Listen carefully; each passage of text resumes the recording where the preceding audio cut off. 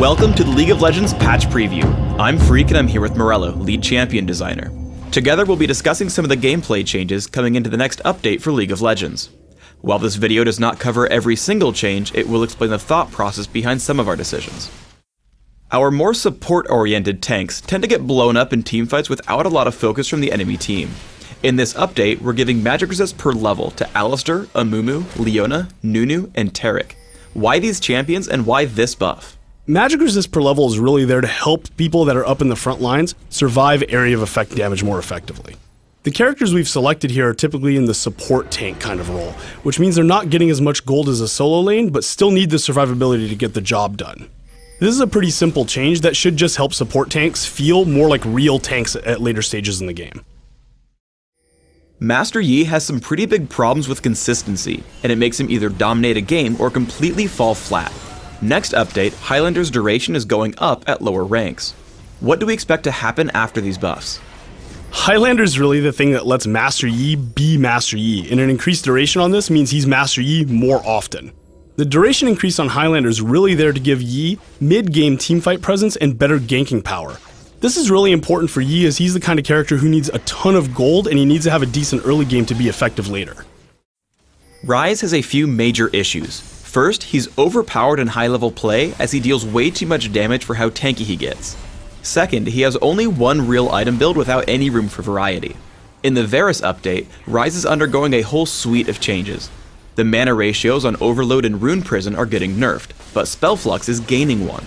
Overload's base damage and ability power ratio are going up, and Spell Flux is going to prioritize bounces to enemy champions.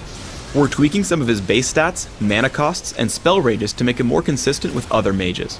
Finally, his ultimate is losing its passive mana and gaining an additional active effect, granting bonus movement speed. What do we expect to see out of these changes to Ryze? By lowering the mana to damage ratio on his spells and removing the passive mana from his ultimate, the tanky build is just going to do less damage. With him getting improved AP ratios and spell flux hitting champions more often, buying AP should be a much more attractive option if you want to do lots of damage.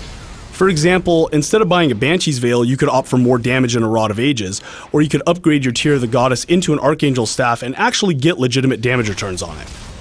The addition of movement speed to the ultimate gives Ryze more gameplay options. Since you can now choose to build Ryze either in the traditional tanky manner or a little bit more of a glass cannon, this movement speed lets the glass cannon build specifically kind of skirt at the edges of a fight and choose good opportunities of when to attack. Itemization for our ability power oriented champions has grown pretty stale, so we're amping up a number of our ability power items. Deathfire Grasp is losing its mana regeneration and gaining more ability power. Morello's Evil Tome is replacing its blasting wand with Cage's Lucky Pick. Additionally, it's gaining an active effect that reduces the incoming healing on an enemy champion for a few seconds. Finally, the total cost for Will of the Ancients is going up. What do we hope to see out of all these changes? Increasing the ability power on Deathfire Grasp makes it really that all-in kind of nuker AP item it's supposed to be. Manaless champions can now look at Deathfire Grasp as a viable option since they're not wasting gold on mana regeneration. Since Morello's Evil Tome now builds out a Cage's Lucky Pick and contains all stats that support should find attractive, this is going to be a really interesting item for support players. The new Grievous Wounds active allows casters and supports to be able to deal with healing and sustain without having to choose Ignite. Item-based counters are a really good way for a team to look at the enemy team comp and go, wow, we really need to deal with this right now. And for all the Mundo and Swain players out there, this item does require an investment and you're not totally screwed. So we think it's going to be fine, but as always, we will keep an eye on this type of thing. Since Will of the Ancients was too cost efficient for the stats you were getting, we wanted to raise the cost as opposed to reduce the power. So you still get the cool item, you just have to pay what the item is worth now. The reason we touched all these items in the first place was to increase caster item diversity.